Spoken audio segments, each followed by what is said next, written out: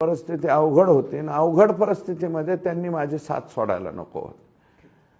आणि त्यांचं काम काय होतं, एवढं होऊन बी मी एवढं बोलल्यावर ए सुरेश इकडे आपण दोघं बसू, विषय संपून टाकू. राजकारणामध्ये कुठं वाकायचं आणि कुठं झोकायचं हे गोपीनाथरावांनी आम्हाला शिकवलं.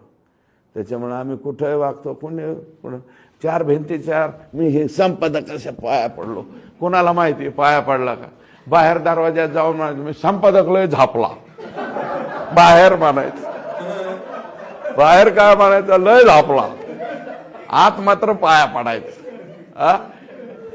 संपादक साहेब उठला, चप्पल काढा हाना माझ्या दोन तोंडात म्हणायचं. हाणताना हाणणार आहेत का तोंडात? अरे मिट्ट करावं लागतं. त्यांचा स्वभाव तो नाही, मिट्ट नाही करत. त्यांना पेटच ठेवायचं वाटतं तर राहू द्या पेटत.